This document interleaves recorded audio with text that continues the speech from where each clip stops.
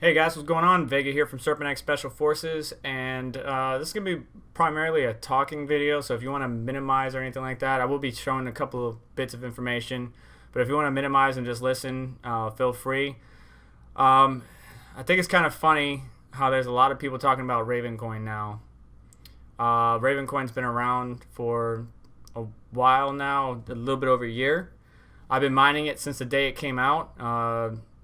As much as I was getting back when it first started compared to now, yeah, I'm not getting as much Ravencoin per day, but it's still very profitable. Ravencoin's been profitable quite some time now as far as a miner is concerned, but it's ironic that so many people are talking about it now that the price has surged, because the price is pretty up there. We saw a spike, I think earlier this year or late last year, I'll have to double check, where Ravencoin spiked over 1,000 Satoshis.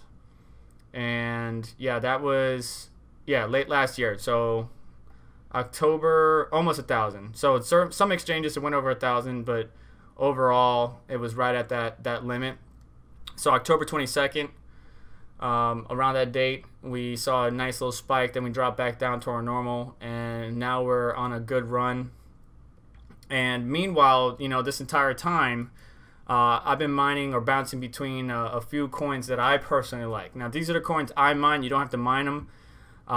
It's Ravencoin, Grin, 29, or Grin in general, because I do use 31 on some of my miners.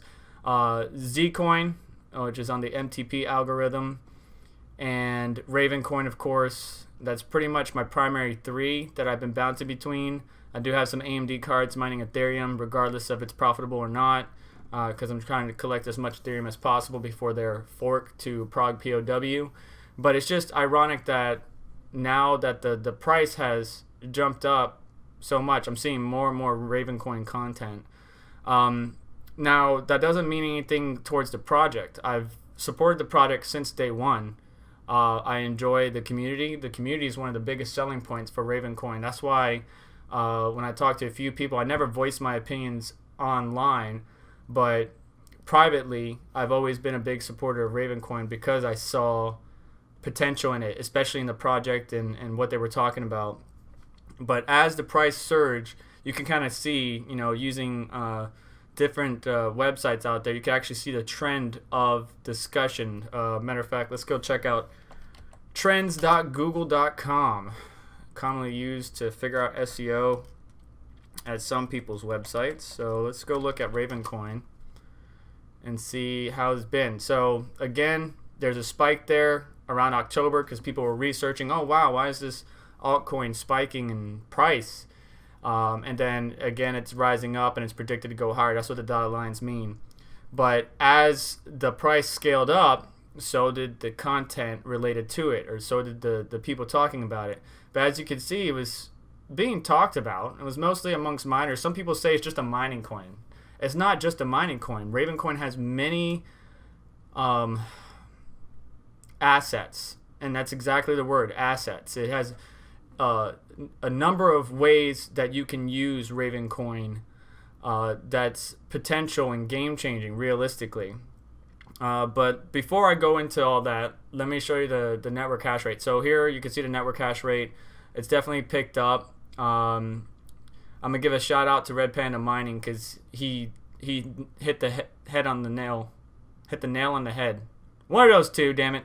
Anyways, he's right. So recently, and you won't be able to find any bit streams anywhere out there, but FPGAs, a few people out there in the community have been able to generate or create bit streams to allow their FPGAs, because FPGAs are better than ASICs because you can recode them or remap them, I guess you could say, to do whatever job you need it to do. A lot of people use FPGAs to solve algorithms or to solve medical issues or folding at home or whatever task you can basically come up with, they pretty much can code for once you find the right person, or if that right person has the capability of diving into that project. I'm not an expert in FPGAs, but the hash rate has gone up. And FPGAs does have a part to play in that because they can hash better than most graphics cards. Most graphics cards, we're ranging anywhere between 8 to 30 hashes and mega hashes. Yeah, mega hashes. So FPGAs can do like 320, 325 depending on the hardware that you got. So that's a big gain. You know, look, if I threw my 1060, my 51070s, 1080 Ti, and 2080 onto X16R algorithm, what does that get me? Around 150 mega hashes. And if we turn off everything and leave just a 2080 on, that's 30 mega hashes. The point being is the hash rate has increased not only because people are growing in interest. So a lot of people are pointing their miners to mining X16R or Ravencoin, but FPGAs has also entered the fold. So we got an increased network hash rate. But if we look at what I believe is the transactions per second, it's been kind of steady. It's got little spikes here and there, right? We've been kind of steady around, 10,000 transactions or more, depending on the day. So it's not bad. Even though the network hash rate has improved quite a bit, the transactions have been the same. Because Ravencoin is all about decentralization, so the pool's got it spread out, which is good, which I didn't like with Zcoin. Even though I've been asking people to spread out the hash rate, stop putting everything onto one pool. We spread it out here. The community's doing good, so B pool has got 15.9%, F2 pool has got 11.6%, Supernova 8.7%, so on and so forth. A couple of unknowns here. Nanopool's in here, of course. Raven Miner's in here. What is it? Nevermore? No, Minermore, not Nevermore. So we got everything's decentralized, right? So Ravencoin's open source. That's how we want it. Community participates in it. It's got a very strong community, and we got the hash rate spread out. So it's got all the good elements that make this project really something interesting. And a lot of people are looking at it now, and I think they're looking at it for the wrong reasons, and that's what I'm afraid of. People are looking at it as a speculative coin, and it's not. It's not. Just because the pump is here and the price is going up, right? So we're at 1588 right now, compared to where we were before. 267 satoshis to 1500 satoshis. People are just jumping into it because they either see content, more and more content on it, more people, talking about it. And plus the price has jumped up quite a bit. And I don't want people getting into Ravencoin just because of that. They should be getting into Ravencoin because the use cases and the ability that this project and community have. For example, one of the things that I would like to see, and they have a really strong wiki page, good information. They got a dev kit that you could do all kinds of things with. I'm not going to go into detail about that because I'm not an expert on it. But there's a lot that you can do with the platform as a whole. And that's really what people should be interested in, not about the price. Now, before I leave the price situation, don't look at Ravencoin at the value in US dollars or whatever your local currency is. You should be looking at the value of Ravencoin in BTC if you are going to trade Ravencoin primarily. You're not going to use it for anything else, whether it's for its assets or any other components, its dev kit or capabilities. At least look at the BTC value. Don't look at just the USD value. Everybody trades on the fiat currency side when they should be trading at the BTC value. I think that's more beneficial, but that's my opinion. You can take it or leave it. But talking about Ravencoin as a whole and the fact that I believe people should look at it for more of its potential and what it's capable of and what it can do. Ravencoin has their own ideas, their own project, their own core devs that do a really good damn job. But using that same kind of analogy or story, what Ravencoin is doing is essentially I can track, or you can use this asset, not just me, not just anybody can. That's the beauty about it. Anybody can. So you can create an asset and you can div out that asset however you want. So say, for example, and I think there's somebody actually creating a video for this, or not a video, but a website. So just like Carfax, right? You go to Carfax so you can see the history of the car, all that good stuff. I would like to use an asset to track the modifications of a car. So I go and buy, and let's just stay basic, right? So forget the Lamborghinis and the high-end cars. Let's just say we get a Honda Civic, right? We got a Honda Civic EK hatch, and it's stock. Got a D series motor, basic motor, and we're gonna modify it. Well, if I want to see how it's modified and trying to track the history as we go, we could use Ravencoin's assets to be like, all right, so over its time, it's had a B18C in it. It's got 1000 cc injectors. It's got, intake manifold. What is it? Wow, I can't even think. Skunk 2. Let's just say Skunk 2. It's got the suspension. I'm saying all these car terminology, and I'm probably confusing you, but it's got all these modifications done to it. Well, I can use the assets to track those modifications and what has been done to the car, so I can make sure that not only those modifications are authentic, but the components used in it are authentic. For example, with all these websites out there that are popping up that are reselling of products. So Wish, right? The app Wish. You buy a video card that says it's a 730 GT or something like that, and you get it, and it's really not even a 730 GT. It doesn't work. It's crap, and instead of 4 gigs of memory, it's got 2 gigs of memory.